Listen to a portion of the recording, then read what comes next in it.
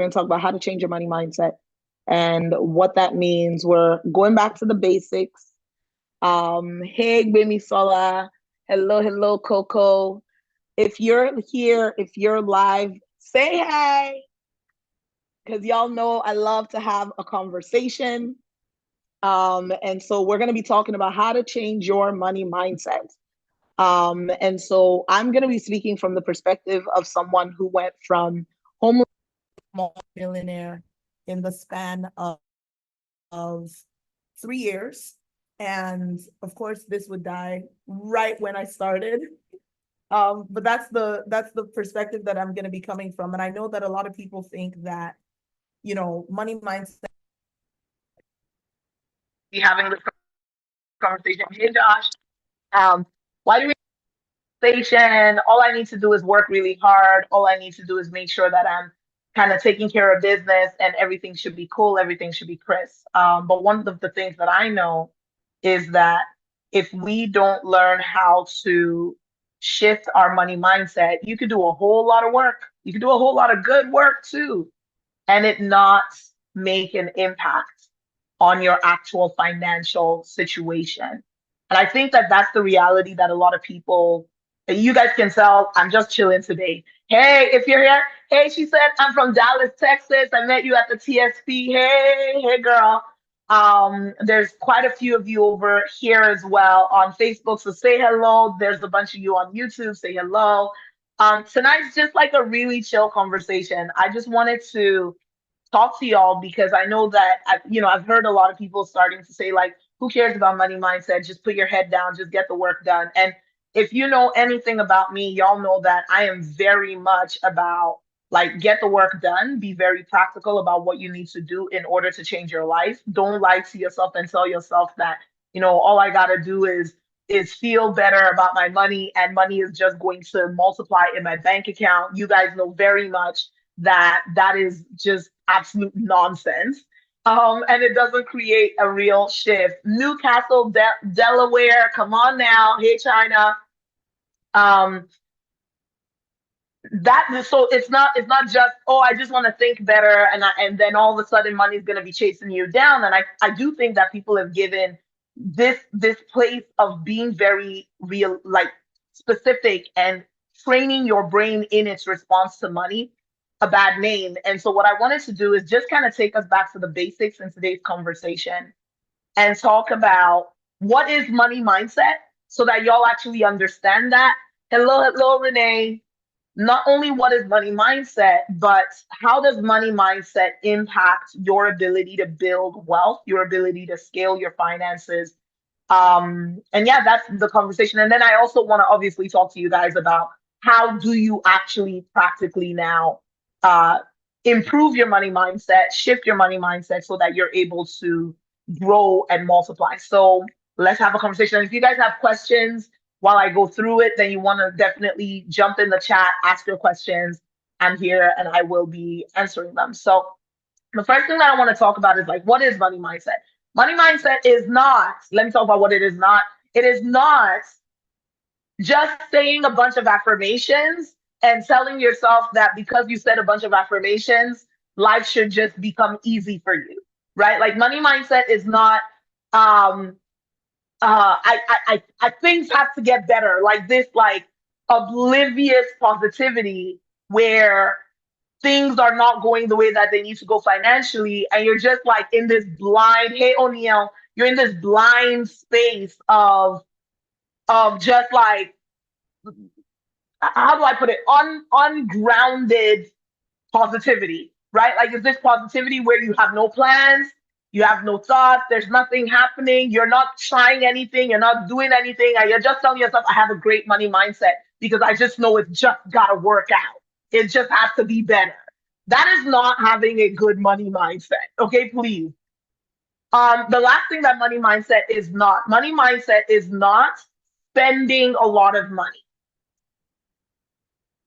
Because some people, in the name of I have an abundance mindset, they will now overspend and take themselves farther back financially and be telling themselves it's okay because this is me proving that I don't live in scarcity. I have an abundance mentality. So even though I'm spending myself into like debts, I'm spending myself into real like financial strain. It's because I'm proving to myself or I'm proving to people that I have a good abundant money mindset. And when I talk about spending, I'm talking about spending like you're going to buy bag, you're going to buy, you're using it to cover things that you don't need in your life. Okay. So, what is money mindset? Money mindset is the beliefs that you have about what wealth is, what money is, what success is.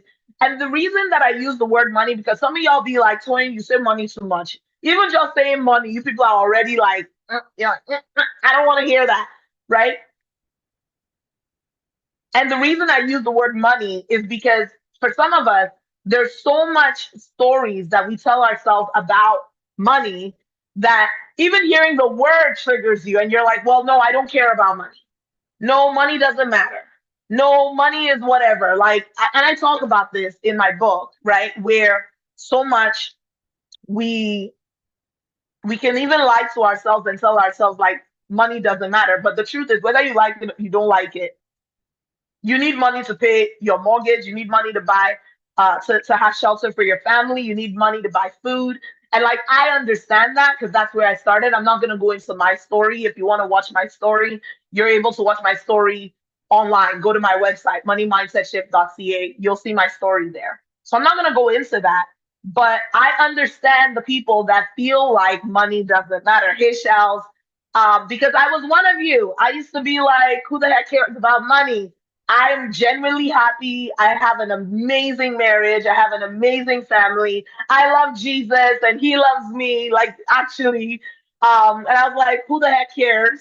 Until I couldn't buy food for my family. And then I was like, oh, maybe, just maybe, I should pay attention to this thing that we use as currency on planet Earth because I live on planet Earth. Right? Like I live here, maybe I should figure out how to do this thing that we all use here on planet Earth. So money mindset is the thoughts, the beliefs, your automatic habits when it comes to finance, when it comes to money, but even more so when it comes to wealth and success, and when it also comes to not having wealth and success. Mindset only shows up when things are like there's a fear of money or whatever for you to have the fear of success. But there's also money mindset that kicks in when there's lack. And so there's some of us that have specific reactions to lack. There's some of us that make specific decisions when the bank account is going below what we're comfortable with. Some people will actually see their bank account start to go below what they're comfortable with, and they will make decisions that will actually sabotage themselves at that point because they're trying to prove something to themselves. So money mindset is not a function of you have so much or you have so little. It's simply the thoughts, the beliefs, the triggers, the behaviors that you have around a lot of money or not enough money. Are y'all hearing me? If you guys are hearing me, I want you to type in the chat. Hey, Lydia, good to see you. Come on now. Exactly. So she just put in the chat, some Christians have a mindset that money is the root of all evil. And it's like, that's genuinely how a lot of people feel, like money is evil, so I have to stay away from it. I shouldn't touch it. And I used to think that, like, I literally, that was one of my top limiting beliefs was, I don't want to have too much money. I never said it out loud. I never thought about it that way. I didn't even think about it at all. But what I found out when I did the stuff we about to talk about, what I found out was that I had the belief that if I had too much money, I would not be as close to God as I was. And because that's one of my top values, I literally, no matter how hard I worked, I would push away any sort of like too much. So we just stay in struggle because struggle was my proof that I was close to God. I know, but this was my life. This is how I did it. What they don't know is when you read that verse, y'all, someone finished my sentence. You know what I'm about to say? What the verse actually says is the love of money is the root of all evil. Now, can I just say something about that? Because some of y'all, you hear the love of money is the root of all evil. And you think that the people who love money must now be the wealthy people.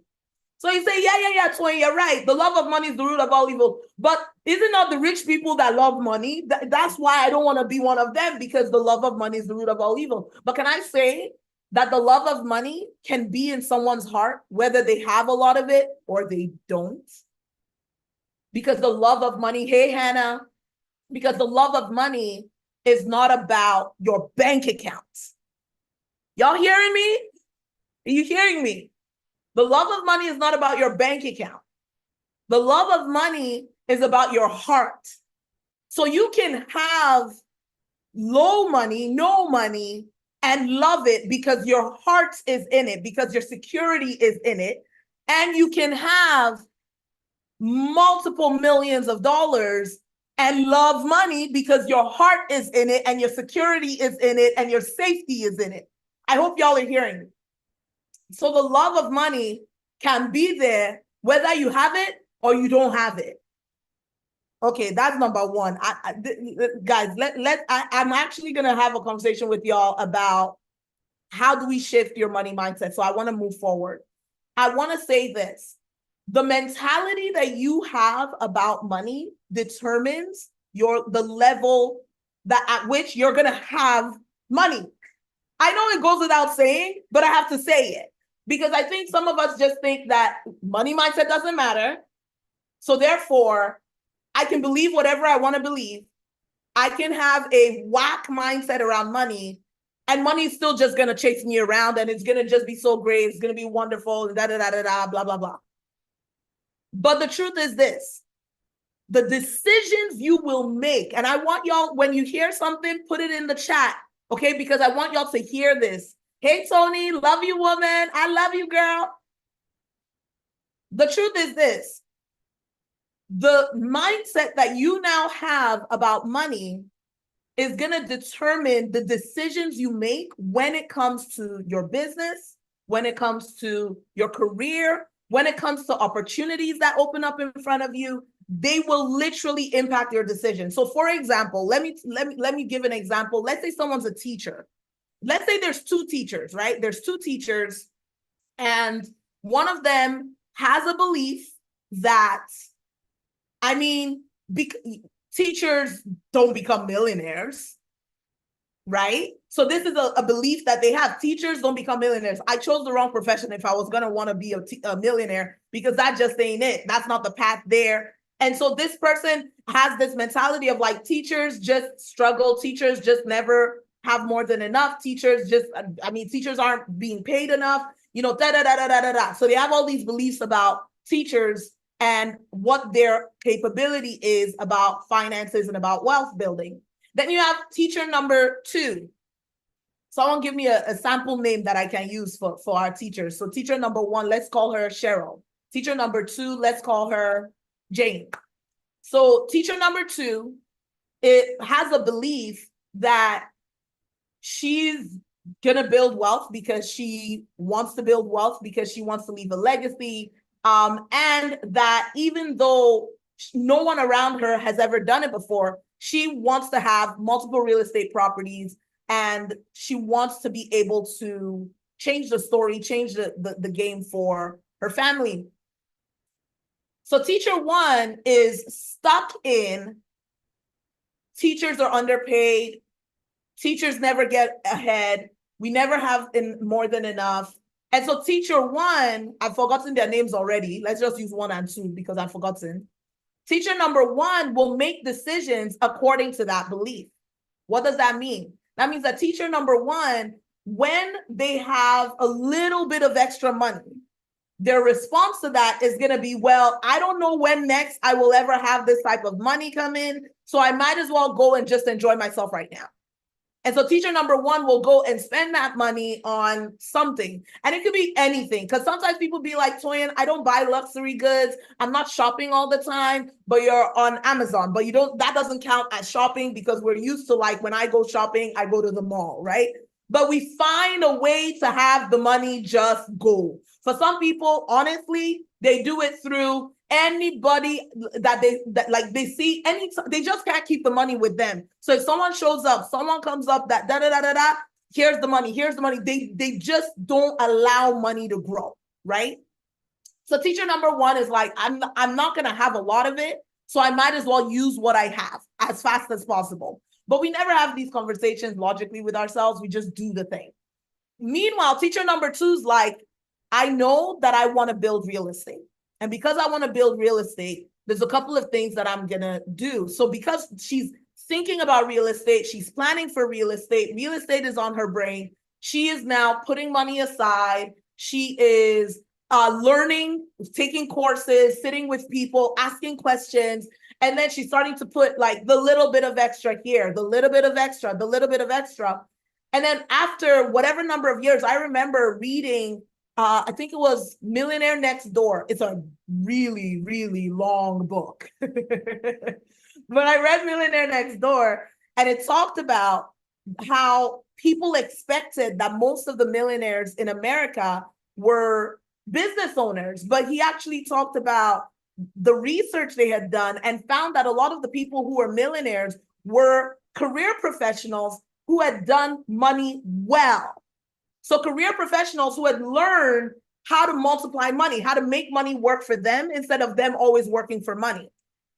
Once again, another belief that people have, a limiting belief. I have to run a business in order for me to be wealthy. Here's another limiting belief. If I don't have 3 degrees, I can't be wealthy. For those of us who come from like backgrounds where education is highly emphasized, which is a good thing. You need your education. It's very helpful to you. But sometimes we now, because education is highly emphasized, we gain this belief that if we don't have it or we don't have enough of it, we don't have permission to build wealth. Okay. So I'm going to keep going. The beliefs that you now have, I remember sitting with a woman and she actually said like, I forget how we got into the conversation because I think we're at the mechanic, okay? So I help people scale their income, pay off debt, all this stuff, coach them on finances, coach them on business, career, and pay off debt, okay? And we're talking, waiting for the car. This was years back. And I forget how our conversation got to money, but our conversation came to money. And she said to me, well, Toyin, like, it's impossible for me to be debt-free. It's just impossible because the way things go, you have debt all your life. And the best that you can do is you just learn how to manage the debt. So I know that I used to have debts. I had tens of thousands of dollars of debt. And I used to think it was impossible for me to be debt-free because I wasn't earning much of anything. But I remember, and I know that I paid off all of my debt. And it was because my mindset shifted and I was like, this is actually possible. There's hope for me, blah, blah, blah, blah, blah. So I'm talking to this woman. Hey, tell me your names. There's so many of you guys with like, what do they call it? Nicknames for your handles. So tell me your name so I can say a proper hello. Because any of you guys know I love to say hi to the people that I'm talking to. So she tells me this. She says, it's Rhonda. Hey, Rhonda. She tells me that it's impossible for her to pay off her debt. And I'm about to tell her, hey, sis, I paid off my debt. If it's possible for me, it's possible for you, that sort of thing. And then she goes, all the best that we can do is manage our debt. And then she says, because, that's why I chose the career that I'm in. So I'm a debt management consultant and I help people manage their debt because it's just impossible for any of us to pay it all off. So we might as well just learn how to manage it until we die. So I held my tongue. I stopped talking. I did not talk again. Why? Because that was someone that was so committed to the belief that it was impossible to be debt-free, so much so that they had already made a decision for their lives that they would have debt until they die. And they would help other people just manage the debt until those people died as well. And I knew that me telling her, hey, you can actually just, figure out how to pay it off. Like there is a way. There is always a way. All it would do is it would more than give her encouragement in that moment. It would actually challenge her identity because now she's built her life. Are y'all hearing me? She built her life around the limiting beliefs. She built her life around, so my life's work is helping people manage it because we can never get rid of it. So I said, this is not a mechanic sitting down for 10 minutes conversation. All right, no problem. Y'all hearing me? This is how much our limiting beliefs can direct our lives. And someone just said this, and it's the truth, because what's sad about it is it can now become a generational limiting belief. Let me mention an example of this. I remember working with someone where she was like, I don't understand why every time I would start working and making money and saving up money, something random would happen and the money disappears. I don't know why. Something would just happen and then the money disappears. And as we're talking, I find out that one of the phrases that they used to say when she grew up until that day in her family's home was, this is just how it is for us. This is just how it is. This is just how it is. So for her brain, if she were to build wealth, not have to overwork anymore, she would be the one, because they would talk badly about people who had it easy. You get what I mean, y'all? Hey, Vanessa. They would talk badly about people who, if that person was had savings, or if this other person had built something, had bought a house or whatever, it's like, oh, look at them. They're just trying to show off. So she was there when they're always bashing the people who are doing well financially. And so, of course, for one of the things she realized was that for her brain, if she were to start doing well financially, she would be the one that they begin to talk about. So because we are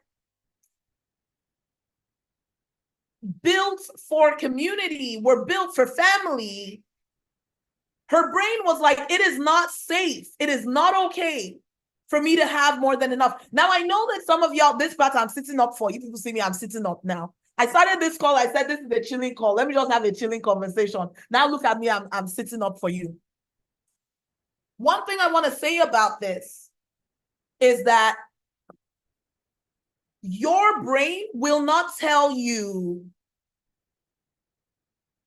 the core reason it's making these decisions in a straight up conversation most of the time. It's going to justify the decisions that you're making with something logical. So in this example, this woman is hearing all the time, like them making fun of people who are doing well.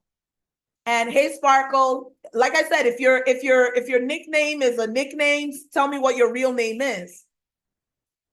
That she would be made fun of if she thrived. My laptop's about to die, so let me just plug that in. She thinks that her brain is making the decision to take the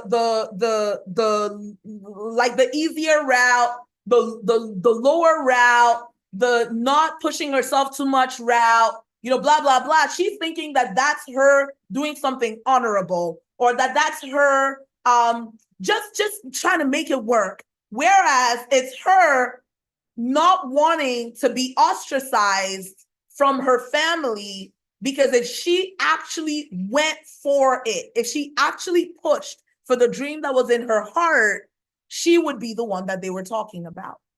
Hey, Yvette. Yeah, you told me your name. So good to see you. So your money mindset affects everything. It will affect whether or not you will invest your money, because guess what? Everybody talks about, I want to build generational wealth. Guys, I'm just going to talk. I'm going to talk to you people. I'm going to talk to you people tonight. This was so random. I just need to talk to my people. Oh, generational wealth this, generational wealth that, everybody online, generational wealth, generational wealth, generational wealth. But if you ask somebody, what is generational wealth? There's no answer. Why? Because we haven't studied the laws of money. We haven't studied how to actually multiply that money, how to make that money work for us. And so generational wealth becomes this buzzword, but our limiting beliefs about money now directs the actual decisions that we make. So I hear so many people say generational wealth, and I say, how much are you actually investing? Whether it's into real estate, whether it's into stocks, whether it's into different things, right? How much are you actually investing? Well, no, it's just generational wealth. I'm just going to talk to my children about money. And it's a good thing. You want to talk to them, but you also need to lead by example. And so your mindset will impact. She said, she's like, side note, Toyin is giving bombshells right now. It is a late night and it's still fire. Yes. Yes, this is what I do at night. Let's go. Right? So there's that. There's the fact that your limiting beliefs will determine whether or not you're going to actually put money into those investments. Because if you don't believe that you could actually be wealthy, what's the point? You're not going to do it. Because now you're throwing your money away. So because you're afraid of throwing your money away into investments, you now because whether or not you like it, that money will be spent. You now throw your money away into something that doesn't give you any money back, like a car. Oh, I'm going to pay for a $50,000 car. And you won't put $20,000, $30,000 toward a down payment for a second property or your first property. Why? Because the limiting belief is I can get a car, but I could never multiply my money into blank. Okay. The second reason that you need to really address your money mindset and your limiting beliefs about money is because it does impact your freedom to do the things that you're put on this planet to do. Whether you like it or not, you got bills to pay. I know that, we don't like to admit it. It's like, no. I just go where the wind goes and da-da-da-da-da. But you got bills to pay. And unless you've made a decision that you're going to freeload for your whole life, there comes a point where you have to learn this stuff. And it does make a difference for you to be able to have your stuff covered, so your brain is even free to think. Your brain is free to rest.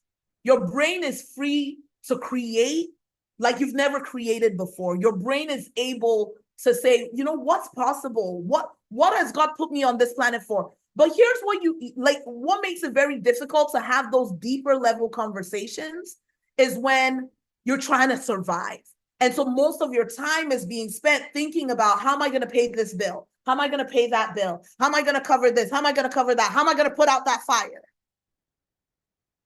And so for the people that are like, who cares about money? Money doesn't matter, blah, blah, blah. The truth is, if you don't deal with this, if you don't handle this, if you don't learn about this, you end up using energy that you want to use for the actual thing God has put you on the planet, being used just to survive. Okay? All right. The other thing is this. People often tell me, Toyin, from where I am, there's no opportunity. I never get opportunity, or whenever I get an opportunity, it's not my own because I never have the money for the opportunities that come my way, and da-da-da-da-da. And one of the things I want to tell y'all, as someone who kind of started in a place where, as someone who started where we did not have money for rent, we did not have money for food. Like, I know what it feels like to go and squat and live with my sister for months, and live with my parents, and live with my auntie. Like, I know what that is. But when you don't believe you can shift, even when the opportunity comes in front of you, you miss it. Because your mind has already predetermined that it's not for you, that you can't shift, that everybody else gets that, but not you. And then the last thing that I am going to talk about why you need to really deal with and understand and be intentional about your money mindset is you creating that space of having, hold up, I think my camera just disappeared. There we go. You creating that space of building wealth and building buffers for your family. You know, people always say money doesn't buy happiness. And that, like, you can't go and buy happiness, but being able to take care of your family, of yourself financially, does allow you the freedom to do the other things that do bring you joy without having to think about money in the middle of those things. What do I mean? For someone who has children, being around your children is something that will add joy to you. I know for me, being around my children adds so much joy to me, like so much joy to me. I also know that when there is a lot of financial pressure on your brain, and when you're in the middle of thinking of how do I cover this and how do I cover that, even when you're there present with the children that you love very much, that you enjoy very much, it's easy for you to not even be there. It's easy for you to actually miss the moments. It's easy for you to be on the road trip and all you're thinking about is how much is this road trip going to cost us when we get back home? How much is this road trip? You know, hey, Cynthia, it's easy for you to start having those thoughts. And so you actually miss being present to the very things that do bring you joy. So no, money in itself, the paper, is not the thing that makes you happy. Whether you have it, you don't have it, you're able to be happy. And making sure you have that area of your life taken care of does give you more flexibility to be able to be present to the things that blessed you with. It's just like health. Like you can have joy with whether or not you're feeling great physically, but when you're not, I know what it's like to feel sick, right? Like I had morning sickness when I was pregnant, you know, all those things. And like there is that struggle when your health is like in your face and you're like, oh my gosh, I feel horrible. And you're trying to be happy, but you can't really, like, you're like, it's like this struggle. It's the same thing with money, where if your brain is totally thinking about that, it makes it difficult for you to just enjoy the moment. Okay? It's just the truth. Because I think sometimes we want to like pretty the conversation and be like, it doesn't matter. It's okay. Money doesn't buy happiness. But like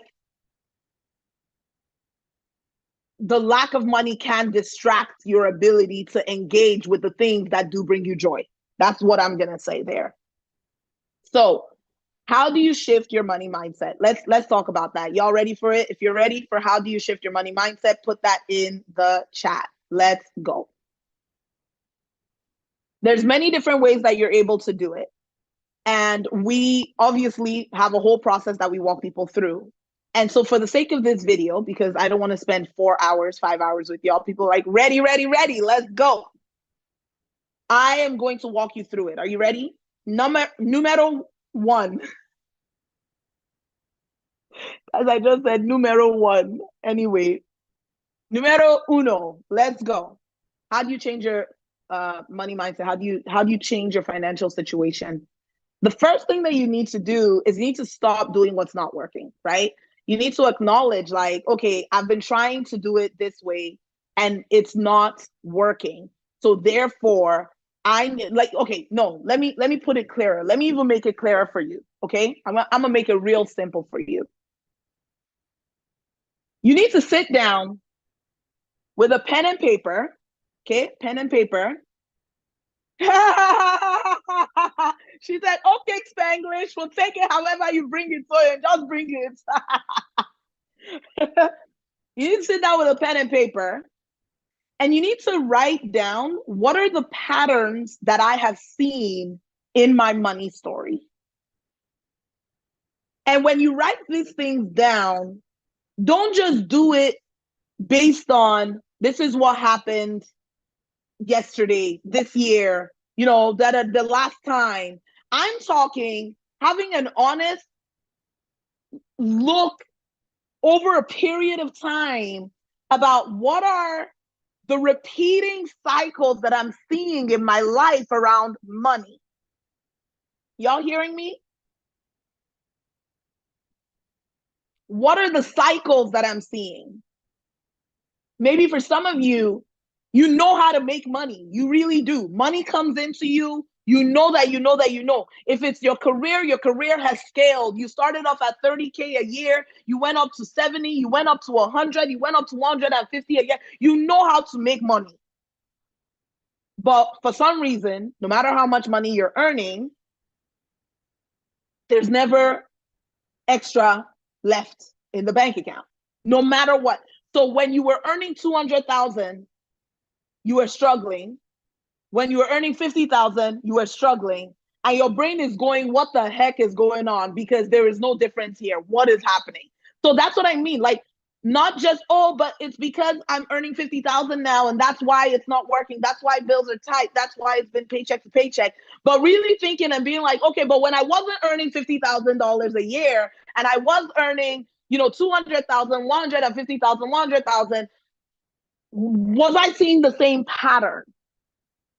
That's the question you want to ask yourself. What is the pattern that has been showing up in your financial journey over the years? For some of you, it's random emergencies. Legit. Like, I've seen situations where, people will save up money, and by the time they get to a certain amount saved, random things will happen and it goes all the way back down. So the fridge broke, the roof flew off. It's like, and then so because each time it's something different, they'll say to themselves, well, it's so random. It's just this. It's just this. But they're not noticing, wait, hold up. Every time I hit 100K in savings, this happens. Every time I hit 30K in savings, this happens. Hold up. 5K in savings, something happens. Hold up. So you need to know what the pattern is in your finances. So if you're watching this video, okay, and you've come this far with us, grab your pen, grab your paper, and you're going to write down what are the patterns that I've identified in my financial journey. And then what you want to do is you want to figure out what are the limiting beliefs that you have about money. And guys, I've talked about a few of them already, talked about some of the limiting beliefs that you can have about money. But there are literally, we have a list of about 119 different limiting beliefs about money that we know for sure are very common for a lot of people. And when people come to work with us, we literally walk them through a process, and it's a deep process. Like, you have to be so real and so honest with yourself. It's real. When I did it, even me, I felt it. I was like, oh my gosh, I didn't know that these were the thoughts that I had, because it's all subconscious. It's not sitting on the surface. It's not like your mind is telling you, well, it's because you're afraid of money. No, a lot of the time we think our actions are being justified with these logical things. So it's like we have like 119 of them. But you got to know which one are the ones that are affecting you, because the limiting beliefs that you have about money are not going to be the same limiting beliefs that I have about money, because we have different backgrounds, we have different environment, we have different upbringing. I was born and raised in Nigeria, migrated to North America over 20 years ago. You know what I mean? So like, all of us have different things that influence those limiting beliefs that we have about money. The other thing I'm going to say about this is your limiting belief about money actually changes as your financial situation changes. So as of the time I'm filming this video, we're currently the 74th fastest growing company in Canada. And one of the reasons that happens, I know for me, is because every single year I set a bigger goal for the company. And when I set that goal, I always check in, okay, great. What are the limiting beliefs that are coming up for me with this new goal that I just set for the business? Why? Because I understand that the limiting beliefs I had when I was doing $20,000 a year, and I was doing $20,000 a year, y'all, and I was I so much couldn't even imagine earning $70,000 a year. Hear this. This is for real. I only remembered this in December because this December I had gone back to read my goals that I wrote down in. Come on now. I love how these you guys are just celebrating. I love y'all. I love y'all. That's just it. I just love y'all. But in December, we were reviewing our goals, and I saw the goals that I had written in 2016, December, which is around the time when this whole journey started. That was the time when we didn't have money for food and all of that. So my kind of building wealth journey really started in December 2016. So part of what we did back then was we had written down these goals, and so I wrote goals, and the goals were very detailed because I'm like a very strategic person. I know how to think strategically, plan strategically, and all of that wonderful stuff. So I'm writing these goals, and all my goals had to do with, like, I want to write a book, which I did, and it became a bestseller. Woohoo! I had other goals like I want to mentor this many people a year, and I did hit the goal. And I had all these other goals, okay? None of my goals had to do with money. And I wrote goals for 3 years from 2016, 5 years from 2016, 10 years from 2016, and 20 years from 2016. So I wrote goals for to encompass from that moment for 20 years, okay? And I had one financial goal on that paper. So a lot of the goals were like in the next 3 years, in the next 5, in the next 10, in the next 20. Some of them repeated, blah, blah, blah. When it came to money, just so y'all know how much I did not believe I could, I could, like, where I would be financially, or like I could grow financially or whatever. I had only one goal written about money on the whole paper.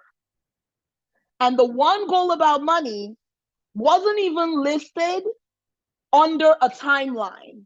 So all the other goals had specific timelines. They had, this is what I'm going to do towards that goal to get to that goal. The one line I had about money was written on the very top of the list so that it wasn't listed as something I would be accountable for to actually get done. And the sentence said something like this. It pretty much said, hey, Obi, the sentence pretty much said, at some point, I hope to one day earn $70,000 in a year. I hope you guys are hearing me. So December 2016, even in a 20-year vision of my life, I couldn't tell myself this is when I'm going to really aim to hit the $70,000 mark. I was like, at some point over the next 20 years, I hope to hit $70,000 a year. And so why am I saying this? I'm saying that the limiting beliefs, when I was there, that was my mindset. So when we had our first 6-figure year, so $100,000 plus, were different from the limiting beliefs that I had once we had crossed $100,000.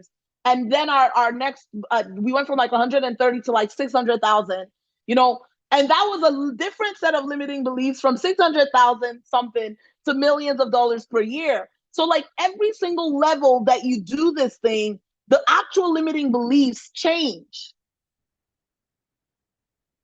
And so you need to be aware of what those limiting beliefs are, and then you need to shift them, okay? But now how do you transform your money mindset? Because transforming your money mindset is bigger than just shifting the limiting belief. You need to shift the limiting belief, because if you don't, you're fooling yourself. But in addition to shifting the limiting belief, there's a couple of other things you got to do. Number 2, the preacher in me is like, somebody say number 2. Number 2, you need to know how to set clear financial goals, and not just set clear financial goals, but also the plan to get there. Like taking inspired action. Who is that? Hello, God's daughter. Oh, you're fine, girl. I knew. You're fine. Set clear financial goals. And why am I saying that? Because many of us don't study the laws of money. And if you don't know the laws of money, how are you going to multiply it?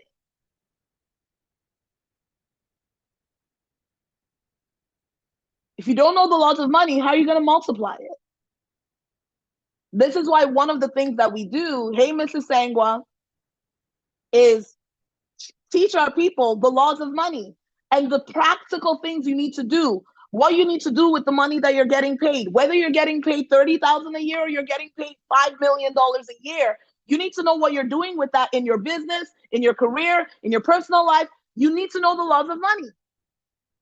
And so you actually need a plan, y'all. And not just, let me say this, not just a plan that you came up with when you don't know what to do. Because I think this is another big mistake that a lot of people make is, this is me talking for me, okay? I'm not talking for anybody else, I'm talking for me. I didn't know what to do with money, but I figured I'm a very smart person. So I'm Googling everything. I'm reading all these books. I joined like 20 free webinars in a week. I'm not exaggerating. I joined free webinars. I watch webinar tire, as my people will say. I watch webinars. I did all this stuff. I'm watching everything. But I had not gone to just go and sit with someone who had been there, who understood where I was getting started, to walk me through to the end. And I just kind of really prayed and just hoped that God would just do it on my behalf.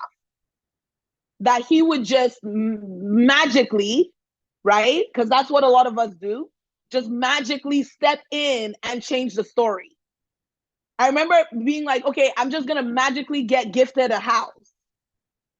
And it's like, or maybe God wants to teach me how to do real estate. Maybe God wants to teach me how to save up for a down payment. Maybe God wants to teach me the sacrifices that you need to make in order to do that, especially when you live in a city that has one of the highest housing costs in the whole country. Like maybe God wants to teach me practicals of how to do this stuff so that I can actually teach my children. Or in my case, by the grace of God, I can teach thousands of other people the stuff that I've learned in the journey, because it was not a simple journey. It was not an easy journey.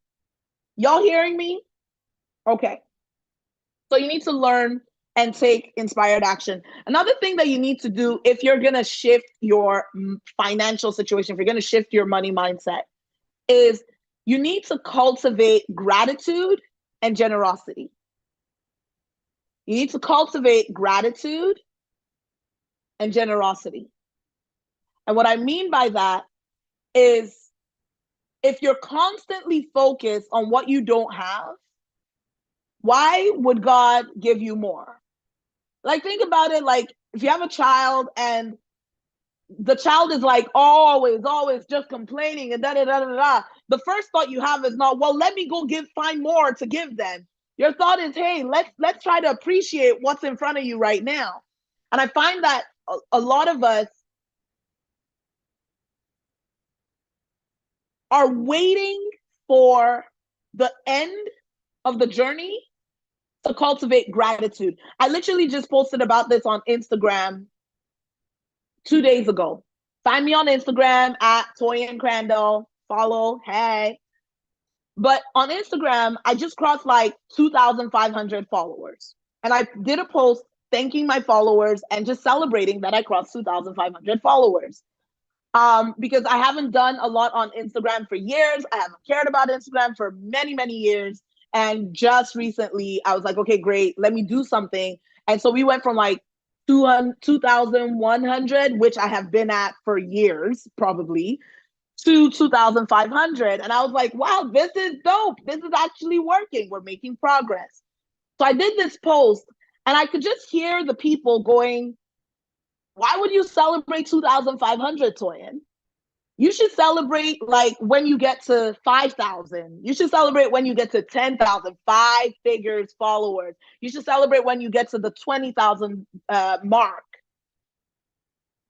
But one thing I know that served me financially and is serving me in building our Instagram platform is being grateful for the now. And many of us need to cultivate that. Because if you don't learn how to be genuinely, deeply grateful for what is currently in your hand, you will never know how to be grateful, even if you have millions of dollars. I hope you guys are hearing me. Hey, Erica, I hope you guys are hearing me. If you can't connect with gratitude in the journey and you're waiting for when you get to the end, whatever the end is, the end being when I get the house, the end being when I save up, my 500,000, the end being when I hit $1 million in revenue, the end being all these things. If you're waiting for that, for when you're going to allow yourself permission. And can I talk to all the high achievers? Hey, Victoria, can I talk to all the high achievers in the house? Okay. High achievers. This one right here is especially for us. Because when you're a high achiever, you're always raising the bar. And I do this. I am always raising the bar. If I am starting to get close to my goal changes. Because if I don't do that, I'm not going to feel inspired. If I don't feel inspired, I'm not going to show up in the same way. So I'm always raising the bar. And so many of us do that part where we're always raising the bar, but then we forget the part where we got to actually allow ourselves to cross the goalpost. So you never get to cross the goalpost. You're just always pursuing the next thing and then the next thing and then the next thing. And you never get to just be like, wow, look at how far I've come. Wow, look at what I've been able to build by the grace of God. What? This is something. So I remember when we were building our way to becoming multimillionaires, we were in an apartment and it was a different apartment. So we were in the basement apartment. We moved 7 times in 7 months. We moved a lot, y'all. So one apartment, another apartment. Anyway, we were in this one apartment, the apartment we were at before we got our house. Okay. And we were there for about a year. And in this apartment, the bathroom was very, very like kind of dark, no windows, yellowish. And my dream bathroom in my brain was like a white, there's natural light, blah, blah, blah bathroom. And I just remember being and the tub was really, really small. So you couldn't really do a, what's that thing? Bath, like the soaking bath in the tub because it was really small. And I just remember, because of this thing of cultivating gratitude, where I would stay in that bathroom and it's not necessarily the color of the dream bathroom and it's not necessarily the size of the dream bathroom and it doesn't have the brightness of the dream bathroom. There's no windows, but just being so grateful that we had our own place, because I knew what it felt like to not be able to afford rent. And I'm like, wow, God, wow, this is our bathroom. I didn't even own it. It was an apartment. But wow, God, thank you. Thank you, thank you, thank you. Thank you, thank you, thank you that we can afford this. Thank you, thank you, thank you that we've been gifted this, that our daughter can come and be here, that we can be here. Like, just choosing gratitude in the journey, so that literally the next house we went in, that we ended up buying a house. It was a miracle. I don't have time for that miracle story on this live. But from that apartment, we walked into the house. And I remember when we went to check it out for whether or not we would buy it, and we walked inside, we had a drawn out vision of what the inside of the house we wanted would look like. And we had these like specific desires for that house that were like conflicting. And for example, one of the things I really wanted in our house, and this is not because we had savings upon savings for a down payment. This was literally just, this is the dream, Jesus. I have no idea how on earth this is ever going to happen, because we didn't have any credit, because I had been debt free for God knows how long. So I had literally no credit cards. We didn't have nothing saved. We were just trying to come up. all this stuff. But we had this house plan, and in the house plan, like there were things that we had that were conflicting with each other. Like I didn't want a bungalow, but I didn't want a lot of stairs. And it's like, what kind of a house do you want? When you don't want stairs, you don't want bungalow. Kilo day. Don't worry, I've changed today. I've changed. I'm not that same person. But I did. That was what I wanted. I didn't want a bungalow, and I didn't want a lot of like long, long stairs. And we end up walking into this house, and it had half stairs, like the half flight stairs. So it didn't feel like a bungalow, but it wasn't a full flight up. And I was like, what? And then we went into the bathroom, because the bathroom was where I was like always envisioning, grateful for what we had and envisioning what was next. And we went into the bathroom, and the bathroom was the exact thing that I had pictured. And I just, and now just so y'all know very quickly, that house, our offer on the house, it was a hot bidding market. You guys already know the market has been hot, bidding wars, all sorts of things for years and years and years. So this was years ago. And we put in a bid that was lower than the asking price and lower than the other offers, and got that house for less than $20,000 down payment. I just want y'all to understand, like, come and tell me that money mindset doesn't work. Some of you are telling me money mindset doesn't matter. Money mindset doesn't work. Just go and put your head down and just work. Sure, go and put your head down and just work. And let me tell you how I've worked, but I've also seen the genuine miraculous that can happen when you learn how to train your brain to expect better. Y'all hearing me? Okay. You want to tell me that it doesn't work? Last thing that I want to say is, you want to educate yourself financially. You want to get into rooms where you can learn the stuff. Really learn the stuff. Don't put yourself in a, well, like, how do I say this?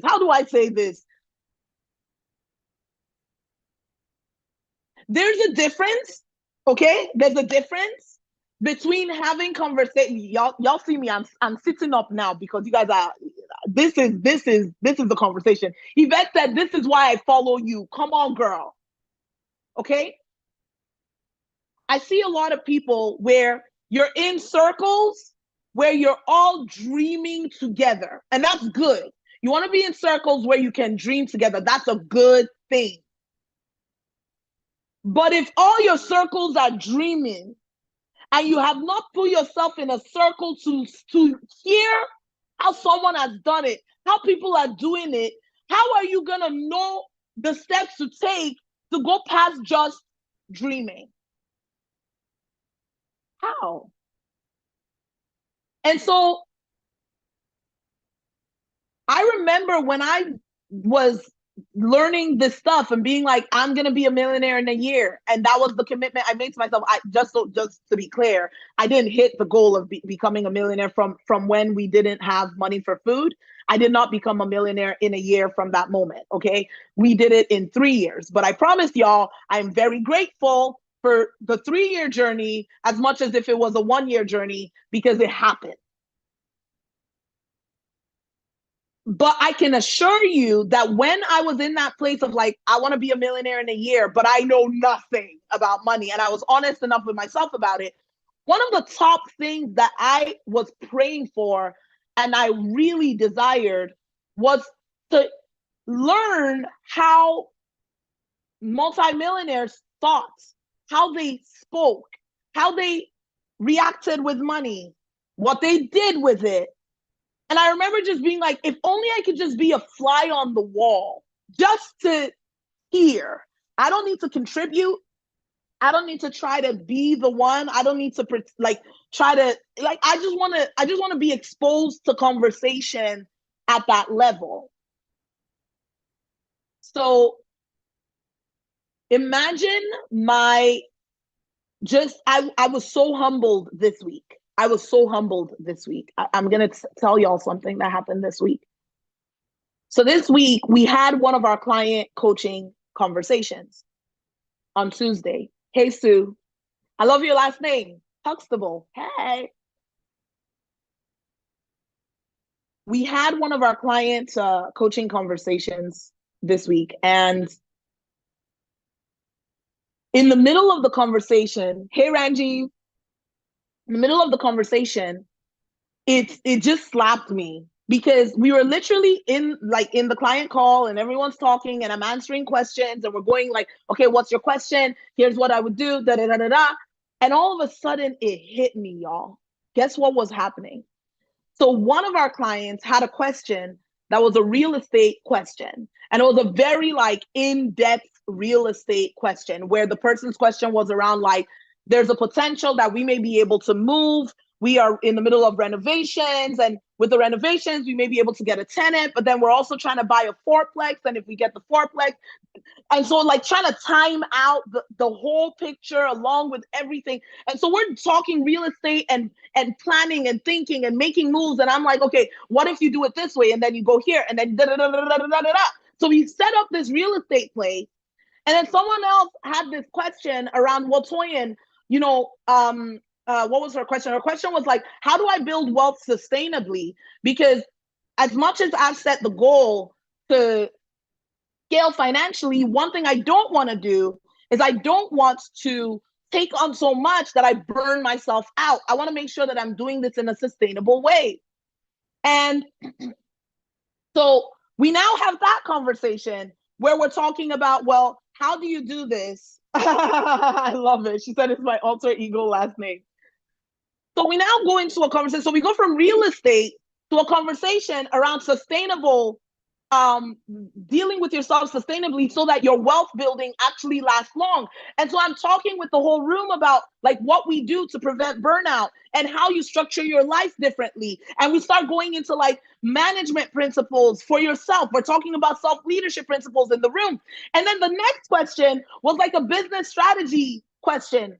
And the business strategy question was around like, okay, Toyin, what about my marketing? Let's look at what I'm saying. Is this the way that I would frame it for my client? So we start talking about business and like, how do you get more clients to understand what it is that you've got to offer them? And da da da da da. And so we go into that conversation. And then someone else had another conversation about real estate. And so we go back to real estate. And then someone else had another question about tech and automations in their business. And Toyin, I'm trying to set up my business so that I get to speak to more people, but I'm not missing calls and da da da da. So we talk about this tech stuff and setup stuff.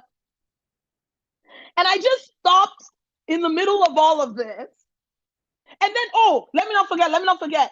And then in the middle of the same conversation, someone else ends up having a conversation with me about the fact that they're about to purchase a business. And how do we do the negotiation, and what are some of the things that she would want to keep in mind, and what do you bring to the table, and blah blah blah. So now we're talking about purchasing businesses. And one of the women in the room said, oh my gosh, I don't have any questions tonight, but I'm just glad that I'm in the room. I'm just glad to be exposed to these conversations. And even me, I paused and I was like, hold up. December 2016, me, and we just did a training on how to reinvent yourself. And this is what I talk about when I'm talking about reinventing yourself. If you want the link to that training, that is like $47, please. It's nothing. If you want the link to the training, let me know. I'll send it to you. But I remember just thinking like, whoa, December 2016 Toyin could not have answered one of these questions. I wouldn't have known how to even think about it. I didn't know anything about real estate. I didn't know anything about buying a business. I didn't know anything about negotiating at that higher level. I didn't know anything about how do you manage running your business along with homeschooling your children, along with, managing a staff team, managing this, managing that. I didn't know anything about any of those things all put together. And yet here we are having a conversation. I literally thought to myself, my gosh, this was the conversation in December 2016 that I was praying to be a fly on the wall in. And here we are, and I'm leading the conversation.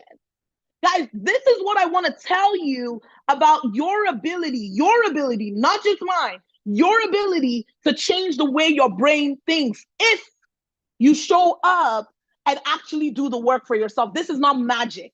I didn't just pray my way here. I didn't just hope to get here. I prayed very much. I very much prayed, and I studied. I very much studied. I sat around people. I asked the questions. I learned the stuff. I humbled myself. When I tell y'all, I humbled myself. But I was like, whoa, I am answering these questions, and not in a fluffy way, not in a fluffy way at all. Serious clarity. Thank you, Toyin. Thank you. I get it. I know what to do. Let's go. Let's run. Thank you. That's been resolved. Thank you. Yep, that's fixed. Thank you. That's exactly what I was looking for. So what is my point, y'all? Your brain is not stuck. You can learn this stuff if you don't just put yourself in dreaming circles, you put yourself in environments that actually allow you to begin to think differently. You actually study the strategies that you need to shift. So all that to say, because I don't even know how long we've been live, but I think it's been a long time. So I think I'm going to go peace out and go to my bed. But all that to say, it's important for you to get serious about your money mindset. It's important for you to get real about your money mindset. It's important for you to grab this thing by its horns. So this girl said, passes collection plates. Oh my gosh. Y'all ain't gotta give me nothing. I came here to give y'all more than I can get from you. It's important for you to take this area seriously. And taking it seriously is not just in your talk. And that's why I'm having this conversation, because like I said, so many people talk about generational wealth and talk about all the wonderful things that we want to do, but very few people will actually sit and do the hard thing of like actually pressing through when it's uncomfortable, when we don't feel like it, learning the stuff we need to learn, having the conversations we need to have, humbling ourselves when we need to, like all the things. It's important. So let me say thank you. Exactly what Victoria just said. Many people are unwilling to walk the talk. Yes. And so what I want to say is this, y'all. If you are ready to shift financially, if you are ready to shift your money mindset, but not just shift your money mindset from a thinking perspective, but from your action, from your implementation, from stopping yourself from always hesitating, from always doubting, from always wondering, or from just running and not thinking about it, not calculating the decisions, not knowing how to calculate the decision. If you know you're ready to shift that, then I want to invite y'all. Hey, Alia, there's been so many of you guys who have joined. I'm sorry. I normally shout y'all out, but we're wrapping up. I'm about to go to my bed, like I said. If you know that that's you and that's what you want, then come have a visit. Book a call with my team. Money Mindset Shift.ca/call. Money Mindset Shift.ca/call. And let's have a conversation about how you're able to actually do exactly what I just said. So identify the patterns that have been happening in your money, identify what the limiting beliefs are that's been causing those patterns, shift those limiting beliefs, and then practically begin to scale your income, change the way that you're working with money so that money starts to work for you instead of you always working for money. And I just want to say this, guys, it is possible. It is possible for you to be able to do the work and to see the fruit in your life. Come on now. Come on, girl. She's like putting the link in the chat. She's like, what is your excuse? The link is in the chat. I'm not even the one there. She's putting it in. I love you guys. I really do. Right? But every story that I shared with y'all all the things I shared about myself, it's not everyone that does it. I talk about it in my book, right? In my book, toward the end, I talk about how a lot of these books, like books that are supposed to help you financially, books that are supposed to help you, change your life. A lot of these books will say things like, anybody can do it. Anybody can do it. And in the book, I tell you, not everybody can do it. Like me, don't like me is true. Not everybody can do it because not everybody will make the sacrifices. Is the book on Amazon? Yep, the book is on Amazon. It's called Money Mindset Shift: The Top 9 Myths That Keep Christians Stuck Financially, How to Get Unstuck, Live Debt Free, and Build Wealth. Yes, it is on Amazon. But in the book I talk about, it's not everyone does this. And there's a reason not everyone does this, because not everyone is willing to pay the price that success demands. That's just the truth. For many, many, many, many, many people, it's enough to just talk it. But there's a different way you show up when you're committed to walking it out. Paul, I have been seeing you post. I've been watching your reels. I'm like, he's showing up. He's not playing. He ain't playing right now. Okay? But that's what I'm talking about. Like showing up for your dream, showing up with that consistency, showing up ready to add value, showing up whether you feel like it or you don't feel like it, showing up and actually adding and pouring into others. And so that's all I had to say. This is me cheering y'all on, saying, I believe in you. I believe that you are able to create amazing transformational stories. If you want our help to be able to do that, book a call with us, moneymindsetShift.ca/call. Let them know you watched this video. They'd be like, oh, Toyin, that the day she just decided to show up any time of day and just start talking. Yes, that day. I love you guys, and I will see you guys on the next one.